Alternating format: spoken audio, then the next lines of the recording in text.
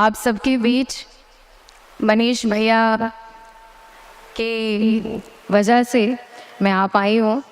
मैंने उनसे संपर्क किया और जैसा कि इन्होंने बताया कि मैं देव संस्कृति विश्वविद्यालय में अभी अपना शोध साइकोलॉजी से कर रही हूँ और आप सबका जो वीडियो है मैं बहुत बार YouTube पे देखती रही हूँ, तो मुझे पता था कि इतना ज़बरदस्त काम यहाँ पर हो रहा है और आपके यहाँ से आए हुए जो बच्चे हैं जब वहाँ पहुँचते हैं और उन लोगों से मिलना होता है तो एक अलग सी चमक, एक अलग सी बात जो दिखाई देती है, तो समझ में आता है कि कोई तो शक्ति है जिससे जुड़ करके ये बच्चे आए हुए हैं।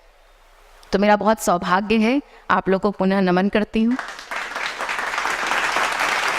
जैसा कि भैया ने कहा, अभी भैया बता रहे थे कि जब इस चीज़ की शुरुआत हुई और जिसका स्वरूप आज छोटी सी मछली जिस तरीके से थी और मत्स्यावतार के रूप में जिस समय पूरी की पूरी सृष्टि प्रलय मग्न हो गई थी, भगवान विष्णु ने मत्स्य अवतार लिया और इतनी विशाल हो गई कि उसने पूरी पूरी सृष्टि को बचा लिया था। वैसे ही एक छोटी सी मछली आज देखे कितना विशाल स्वरूप आप लोगों के रूप में धारण कर चुकी है। मेरा बहुत सौभाग्य है आप लोगों के बीच में आना। और इन्होंने कहा कि संघर्ष बहुत मिला, तो मैं एक छोटी सी बात कहना चाहूँगी कि इतिहास कुछ नहीं है, संघर्ष की कहानी। इतिहास कुछ नहीं है, संघर्ष की कहानी। राणा शिवा भगत सिंह, झांसी की वीर रानी। कोई भी कायरों का इतिहास क्यों पढ़ेगा, कोई भी कायरों का इतिहास क्यों पढ़ेगा, जो लड़ नहीं सकेगा आगे नहीं बढ़ेगा, जो लड़ नहीं सकेगा आगे नहीं बढ़ेगा। और संघर्षों की इसी चूड़ाधार पर चल करके जब हमारे महापुरुषों ने, अगर आप इतिहास उठा करके देख लीजिए, जब वो चले तो उन्होंने अपने आप को सिद्ध किया और जब इस चूड़ाधार पर चल करके भी उन्होंने अपने आप को सिद्ध कर लिया, तब उन्हीं लोगों को विजयी माना गया, उन्हीं लोगों को सारा का सारा श्रेय और सम्मान दिया गया। आप और हम जब इस प्रांतीय युवा प्रकोष्ठ से बिहार के भूमि पर जो साक्षात सविता देवता की भूमि है, और मुझे पता है कि आप लोगों की जो माताएं हैं वो इतनी पूजनीय हैं, जिस माता ने 3 दिन तक निर्जला रख करके, ये बात मेरी माता कहती हैं, मेरी मम्मी कहती हैं कि बेटा बिहार के लोग इतने शक्तिशाली क्यों हो जाते हैं, जिस माता ने 3 दिन तक निर्जला रख करके सविता की साधना की हो तो उसका पुत्र और उसकी पुत्री कैसी हो। कर्ण के समान होंगे, कर्ण के समान ही होंगे और आप लोग वाकई वैसे हैं। जो शक्ति आप लोगों के अंदर युवा प्रकोष्ठ के माध्यम से भरा जा रहा है, उस शक्ति को आप लोग सामान्य मत समझिएगा। आज आप लोग बाहर देख रहे हैं कि किस तरीके की चीजें चल रही, बाहर हर युवा परेशान है। हम कहते हैं कि भारत युवाओं का प्रदेश है, लेकिन उसके बाद भी, सबसे युवा राष्ट्र होने के बाद भी आप देख लीजिए कितना ज्यादा अवसाद, कितना भ्रम, कितनी सारी परेशानियां, कितनी उलझने, कितने विकार, कितने नशे और कितनी चीजों में उलझा हुआ है। और इसका कारण क्या है? इसका कारण सिर्फ एक है कि भारत की भूमि पर जन्म लेने के बाद भी हमने इसकी शक्ति को नहीं पहचाना। हमने ये नहीं पहचाना कि जिस भूमि पर हमने जन्म लिया है वो सामान्य भूमि नहीं है, वो ऋषियों की भूमि है। ऐसे ऋषि जिन्होंने वेदों को सब तक पहुंचा दिया, ऐसे ऋषि जिन्होंने उपनिषदों का जब गान किया तो पूरी की पूरी सृष्टि जो है ज्ञानमय बनी, और आज भी लोग उन उपनिषदों पर रिसर्च कर रहे हैं। यहाँ पर ऐसे ऐसे लोग हुए जिन्हें अवतारों की भूमिका के रूप में माना गया। राम हुए, कृष्ण हुए, तमाम लोग हुए, परशुराम ऋषि हुए। इन सारे ही लोगों ने जन्म लेना अगर पसंद किया तो इस भारत भूमि पर पसंद किया।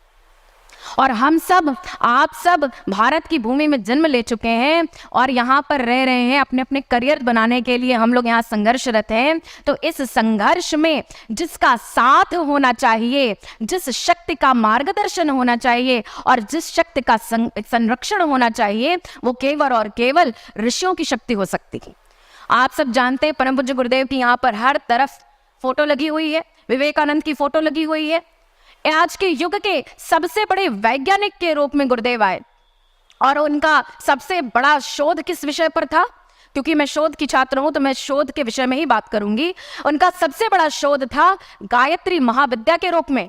गायत्री कोई सामान्य चीज नहीं है, एक सुपर साइंस के रूप में दिया, जिस सुपर साइंस का उल्लेख हमारे वेदों में किया गया।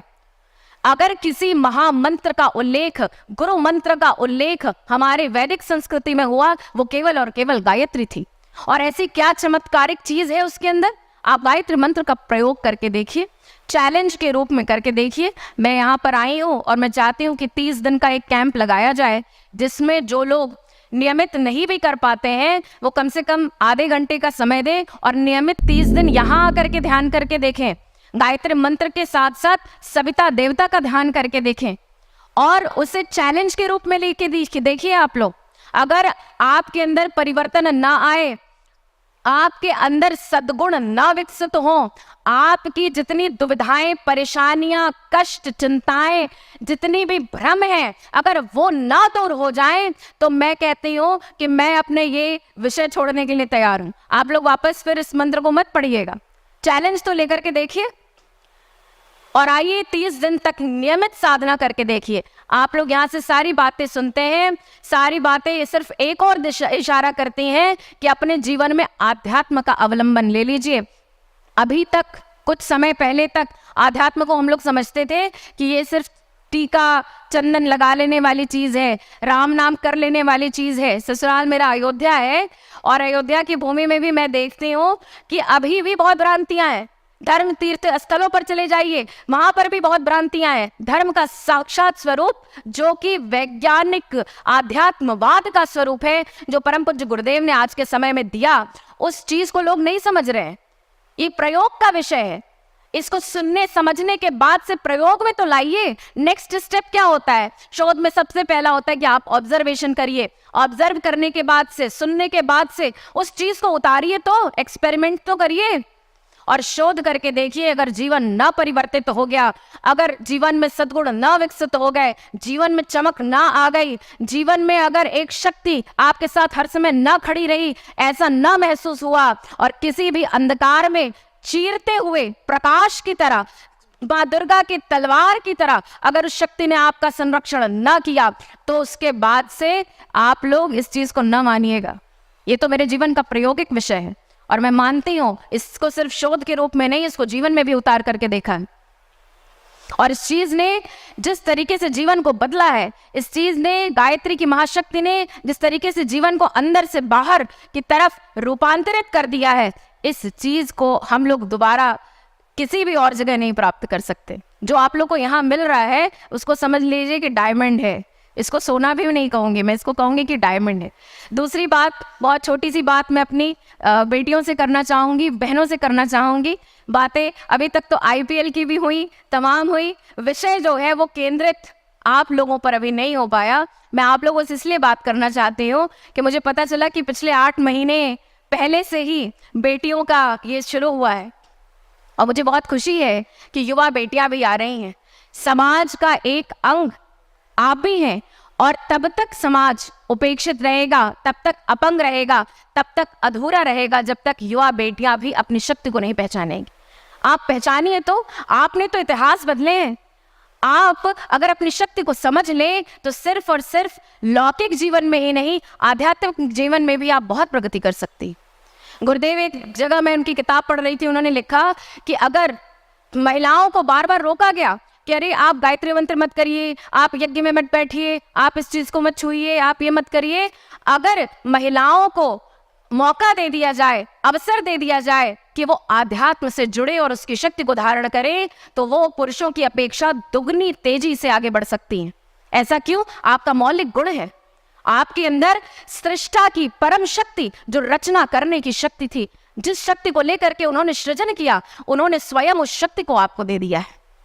तो जिसके अंदर ऐसी महान शक्ति भरी हो, वो बेटियां कम नहीं है। आप अपनी शक्ति को पहचानिए, करियर तो बनाइए ही, साथ ही अपने आप को जितने भी और कंफ्यूजन्स हैं, परेशानियां हैं, कॉम्प्लेक्सिटीज हैं, उनसे निकालिए और अपने आप को सशक्त बनाइए। मेरा यही निवेदन भाइयों बहनों दोनों से ही है और मैं आप सबसे मिलकर के मुझे बहुत अच्छा लगा। धन्यवाद। ओम शांति।